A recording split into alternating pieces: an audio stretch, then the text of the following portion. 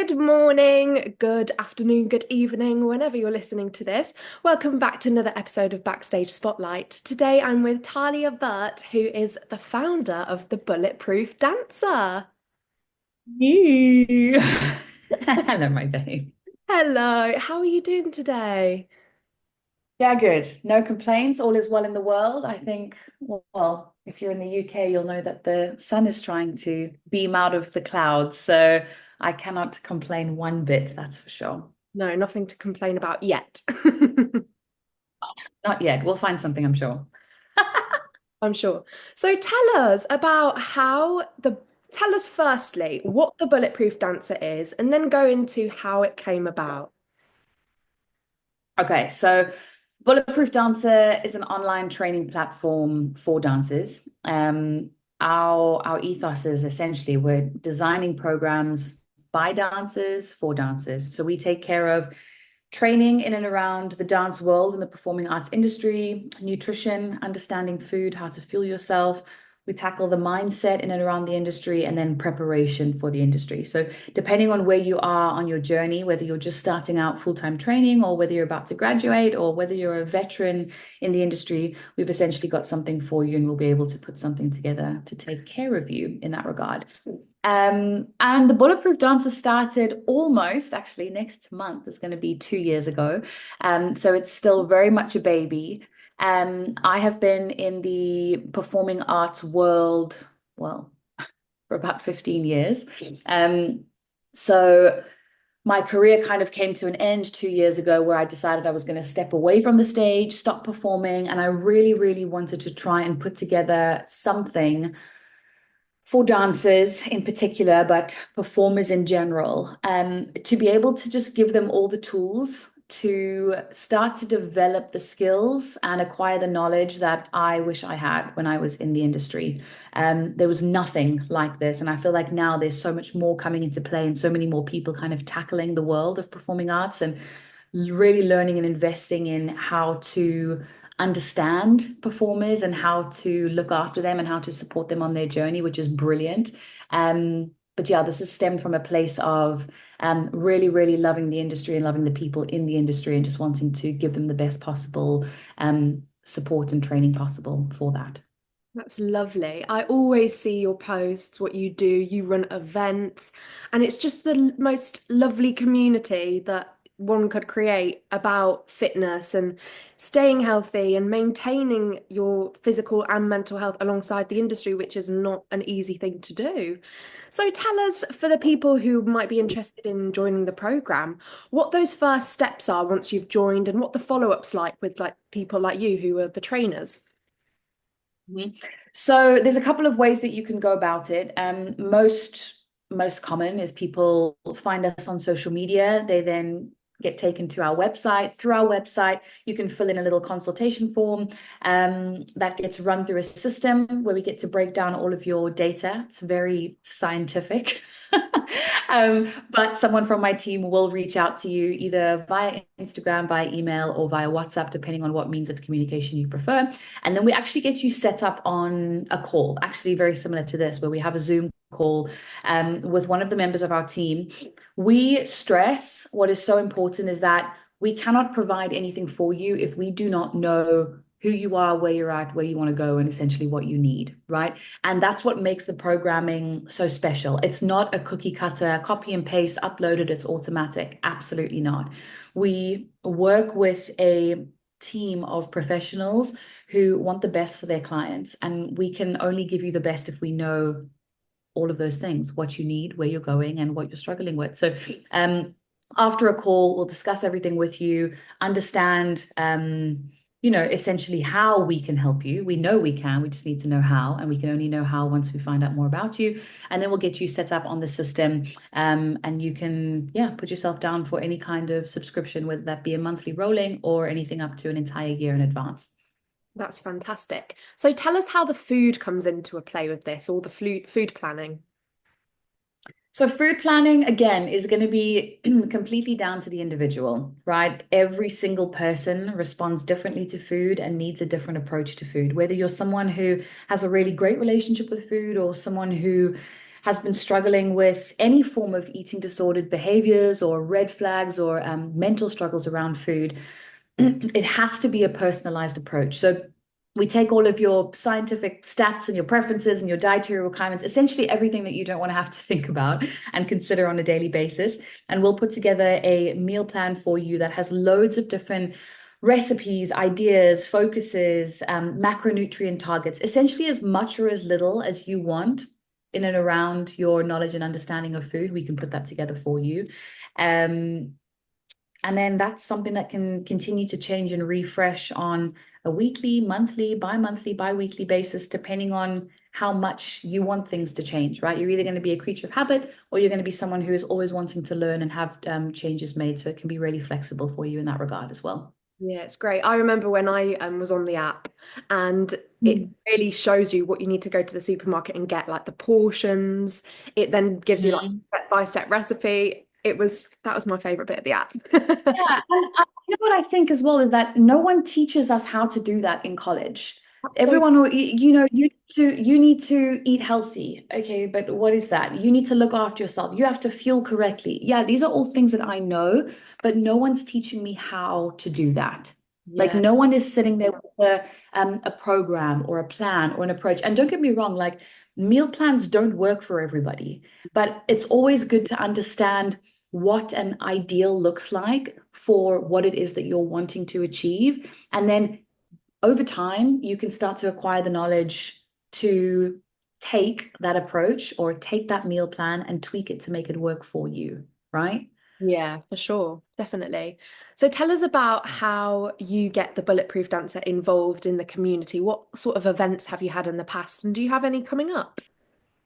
Okay, so this is probably my favorite part of this whole entire platform is the community that we've started to build. And we started out kind of just doing quarterly meetups or twice yearly meetups for our clients where we would get everyone who is available into a room. We'd conduct a training workshop of sorts. We'd then do a Q&A of sorts, or we'd have some kind of guest come and speak to people, or we'd have brands sponsoring. But what tended to happen was all of the traction we were then gaining on social media created this like weird sense of FOMO for everyone else that either wasn't able to join the platform or didn't know anything about us yet. So we then started to break out into dance studios. So the Pineapples, the Bases, we've actually got one coming up, which I'll tell you about in a sec. But we would then go into dance studios, invite a choreographer down where anyone from the community can then buy into the meetup and the event. We do walks in the park, we do park runs, we do coffee meetups, we do webinars like this, where we just get the community in. And the most recent one that we've got is actually a WhatsApp accountability group where everyone from our community joins this WhatsApp group and we run food challenges or how to show up for yourself weekly, selfie accountability, just to make sure that everyone's getting in the gym and doing their program. So that's quite cool. But the most recent one that we have put out, it's actually getting announced on our social feed today, is a audition workshop this coming Sunday, the 30th of March, in case you're watching this in the future. It's happened already. Don't book on. Yeah, yeah. But yes, Sunday, the 30th of March, we're running a 3-hour audition intensive. So essentially what we're doing is putting together like a mock style audition which, yes, has been done before, but ours has a twist. So the first hour is actually going to be dedicated to how to prep yourself for the audition, right? So often we step into an audition, you go, oh, well, I hope and pray that I'm warm, or I've done a couple of star jumps beforehand, my adrenaline's pumping, like I'm about to lose it. But let's hold on, Jesus, take the wheel, and let's hope for the best. So what I'm going to do is actually spend an hour dedicating the time to how to prep your body and your mind for an audition, how to understand the show and the movements that are required, and then how to actually put some exercise together to account for what it is that you're going to be doing. We're then going to be taking people through an across the floor style little routine as per a cruise line audition. And then we're going to go into some choreography. And that's in conjunction with Natalie Bennyworth, who is one of the casting assistants for Royal Caribbean. So it's going to be quite nice just to get everyone in a room going through an audition style, but then actually getting feedback afterwards. So individuals can come up to us for the final 45 minutes of, or 30 minutes, because we'll probably run over, of the workshop, where they can ask questions about themselves, how they presented themselves, what they can change, what they can tweak. And I think that's something that hasn't really been done yet, which is great. That is fantastic. It's so great that you're creating this resource for performers, graduates, people still in college, because it's like getting everything together and putting it in one event. And that is so valuable to graduates, to people who want that extra practice, but they just don't have it at their fingertips. And this is perfect for Yeah, that. So I it's think really so. helpful. And yeah, and I think it's also just really sad that our industry has become really lonely. And the meetups, the events, and the community aspect is so incredibly powerful and so important. Like being a part of something allows us to feel like we belong in an industry where we rarely feel like we don't belong all the time. It's always going to be that constant imposter syndrome and the negative self-talk and the comparison and the self-sabotage. But to be a part of a group and a community that cares about you, knows that there is more than enough work to go around. We don't need to be at each other's throats about it. And just to have that extra sense of support and being part of a family is just so important. So if any one single person feels like they're supported in that regard, we know that we've done our job. Definitely. So it's nice to see friendly faces at upcoming auditions that you've known from the group. So it's Yeah. really Yeah. building that community, which is really lovely. Mm, that's the aim. So tell us about your daily life. Like, how does your life look on a daily basis as a business owner? Oh gosh. It changes all the time. No day is the same. Mm. Um, what even day is it today? It's Wednesday, I think. Wednesday is like my chill day usually, so I've got the morning to myself. But on a really busy day, yeah, well, almost. On a really busy day, I usually try and set my day up with back-to-back meetings. So, um, but no day starts without a little bit of me time. Like if I'm not okay up here, if I've not done something for me at the front part of the day, the likelihood of my day kind of unraveling or me being in a really bad mental space or having brain fog or actually holding myself accountable to what I need to do at the end of the day is not going to happen. So I try and wake up before I feel like I want to. So whether or not I've gotten my 8 hours, I always try and make sure that I've got an hour dedicated to me before I do the things that I need to do. So whether that be getting up and going for a walk or just sitting in silence sometimes is glorious. Breathing fresh air, having coffee on my own. If I can and the time kind of allows for it, I speak to my husband. That's a great thing because we're in a long distance relationship. So um, that's a big part of my day, starting out and dedicating time for me. It'll then be back-to-back meetings or client check-ins, or I head down to our app HQ, which is in central London near Liverpool Street, where I just go and check in with the team, make sure everyone's doing what they need to do, and make sure that our advertising is going the right way, the app's tracking how we need it to, make any changes to the app or the website. And then afternoons are usually for my admin work. So I try to do this while I'm on public transport in London, which is always, a massive time-saving hack. So responding to emails, responding to messages, putting content together, and then I always try and clock off the day at about 6 p.m. at the very latest so that I can wind down, have an early meal, and then again spend another hour before I go to bed just going, woosah. Um, that's a busy day. On a not busy day, I always try and squeeze in my workouts. So training, Pilates, yoga, walking, a run if I'm feeling adventurous, and just a little bit of active recovery work, if the time allows. Great. Oh, well, what a busy, busy woman. I love it. And it just is a testament to hard work, the stuff that you've created, and it's keeping you very busy, which is fantastic. I wanted to ask you what your favorite type of workout is. So for the listeners, do you want to explain the different like categories? So for example, like a lower day or like the more plyometric Mhm. stuff. Do you want to explain that as Mhm. part of the program and Yeah. then tell me which one your favorite is? Okay, so again, according to the individual and what it is that they're after, we'll break down your training one into phases. So say for instance, someone joins us and they're with us for 3 months, 6 months, 9 months, 12 months, however long they want to be with us. We're going to cater their training around the period of time that they're with us, right? So everything has to make sense.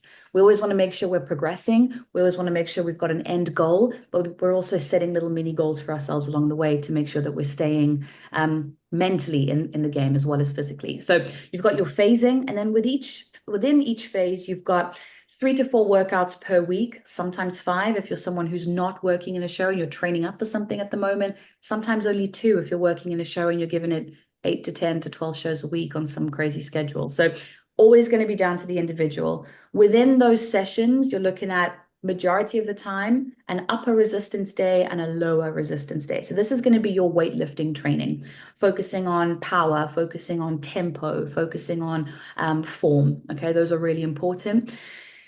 We then make sure that we're giving you some sort of functional training day, which is our training style that aligns with the way in which our body is going to be moving or the way in which you're wanting your body to be moving. So if you're training up for a specific show. One of our clients had her West End debut last night on Wicked. So we gave her training specific to what the show is going to be. Or if we know that a client is training for a specific audition, we've had someone going in for Tarzan that's now in finals. There's a real athletic, animalistic way in which their body needs to be moving. So we're making sure that we're taking care of the wrists, the joints, making sure that they're able to spend a lot of time in a plank or on all fours, moving well. So that's your functional day. Then you get your intervals or your conditioning day. Again, depending on what style of show. If it's a 3 hour long cat show, the likelihood of us getting into some interval training sprints for those fast, energized, quick release, endorphin rush styles of movement, or if we're getting into something that's a little bit long-winded, like a ballet show where you're never leaving the stage, but you have to make sure that you've got that consistent cardio aspect to your training, will give you more of a kind of a cardio, low intensity specific day. So that's how we break it up: weight training, functional training, and then some kind of cardiovascular heart rate ramp training day as well. My favorite, I'm a sucker for an upper body day. And this is like controversial because usually people are like, I love training glutes or I love sprinting on the treadmill. Like, yes, those things are all really fun. But I used to be really, really weak in my upper body. Upper body training was something that I despised. But I did it and did it and did it and did it until I taught myself to love it. And now it's like that day that I just pop on a podcast or I'm listening to someone inspirational telling me about how great I am, and I'm like giving it gorge on the on the shoulder press machine or whatever, like just loving my upper training days because it's relatively low intensity as well if I wanted that. So that's probably my fave. What a detailed breakdown. And it's fascinating how much thought goes into, like you were saying about the Tarzan, the animalistic, being able to hold a plank, and that stamina that's required for specific shows. The way you've like dissected that is phenomenal. And the people that don't know that will just be amazed of how detailed the program is specifically to the It person. It has to be. At the end of the day, like as a coach and my team of coaches, we're constantly reminding ourselves that we are taking care of people's lives and careers, right? Like we're not average Joes, no offense to them, like sitting in an office with a 9 to 5 that like spends the majority of their day sitting, right? They're going to make their money with their brain and their focus on their laptop, which is great. I applaud you for that. Fantastic. Performers, like this body, this money maker, this is the thing that's going to bring home the bacon at the end of the day. So if we're not doing our job as coaches, making sure that they are 100% taken care of in their training and they know exactly how to approach and take care of their body when they eventually go out onto a tour or they're starting a show or they're in an audition room, like I then have not done my job. And only when I do my job and give you the tools can the performer then go, thank you. Now I'm going to choose what to do with these tools, right? So it's really, really important for us that we're super specific with what the individual needs. That's great. So, as a coach, what would you say to someone who wants to join the program, but they are struggling about the idea of getting into a gym and they have gym anxiety? Because it's quite common. Right. It is a big thing, gym fear, the gym fear. This is a tricky one because Excuse me. I think it comes down to self-belief, right? Confidence, all of these things which are so important and end up shining so true in the individual when you get put in a position where you're feeling like you're uncomfortable or you don't belong again. It's that self-sabotage that starts to come into play, or that imposter syndrome. She doesn't even go here, is what I think about. Like, no one's going to say that to you in the gym, trust me. But I think one of two options here. Either you get yourself feeling really comfortable in a home environment first, in which case we cater your training to what you've got at home, right? And that is the best way to get into a routine around something, to feel comfortable and confident around what the exercises are. Once we build up that baseline level of confidence in, okay, now I feel like I know what I'm doing. Great, let's progress it. Let's aim to get one gym session in a week, and you rip off that band-aid. I always remind my clients, it's never going to feel as weird, uncomfortable, and awkward as the very first time. And once you get that first time out the way, you rip off that band-aid, you dive in head first, grand jeté into the front door. Like, until you do that, you are always going to feel the way that you feel, Yeah. right? So what is stopping you? Is it your fear of failure? Great, fantastic. We'll eradicate that by making sure that exactly what we do at home, we're going to do in the gym. Therefore, it's just the environment that's scaring you. Yeah. It's just the fact that most people go into a gym and they're scared because they don't know where to start, Mm. or they don't have a plan to follow. They don't have the right tools. Or what if I look stupid? Yeah, but what if you don't? And you'll Mm. be surprised. And the piece of advice that I give to clients who are um, a little bit more personable, but they're still terrified, is ask someone for help. Make it someone else's problem, not yours. And Yeah. all of a sudden, what that does is, oh, it removes the pressure. I don't have to figure it out. Someone else is going to show me how to do it. Hey, excuse me, do you mind showing me how this piece of equipment works? Or I can't figure out how to do this exercise. Do you mind showing me? Or Yeah. sorry, where is this piece of machinery or whatever? People love to feel like they are important. So make it someone else's problem, remove the pressure from yourself, and in the same time, you've then made a friend, in which case, glorious, you're winning. Great. Another tip I would give is if you're new to the gym and you're not booked in for an induction, I always just go to the treadmill and walk for 5 minutes and just locate Mhm. like weights, Yeah. da, da, da, da, da. And then Mhm. I'm getting like a feel for the surrounding and I know where all the equipment is. And it's also worth Mhm. mentioning that on your app, you have videos of the exercises and a step by step how to do them, how to use the machines for the exercises. So Yeah. not knowing how to apply the exercise in the program to the machine in the gym, it's broken down on the Mhm. app. Yeah, yeah, which I love, and I think that's such a great thing. Not being scared to take up space and take your time. Those first couple of times that you're doing a session from your program, like, take your time, give yourself more time than what you need. So one, you're not rushed, and two, you can spend 20 to 30 minutes finding out where the equipment is, setting yourself up in a corner if that's where you feel comfortable, figuring things out. Take your time so that the next time you go back, you know exactly where you need to go. And then it's like all of the guesswork's taken out of it for you. And you've then got it on the app and you can watch back and go, oh, that's how it's supposed to look. Yeah. So this might be a hard question, but what do you see for the Bulletproof Dancers' future? And do you have any ideas that are in your head that you want to become a reality? Okay, so there is something, I always hate it when people do this, but I'm going to have to so that there's context. But there's something that we're working on that is huge that we are aiming to implement in and around July, August time this year. It's going to solve a lot of people's problems, for one, and it's going to remove the financial barrier that a lot of people have in and around our coaching, right? I'm a firm believer in, if something is free or if something is cheap, you don't place value on it, right? My team of coaches is incredibly, incredibly qualified, important. Their time is of value. And the way that we invest in our performers, we need the performers to invest in us. So our biggest pushback is always going to be finances. What we're working on is going to eradicate that for a vast majority of people who are coming in and asking questions about what it is that we do. That's so vague, but that's what I'll say about that. My aim and my goal for Bulletproof is to be able to help more people.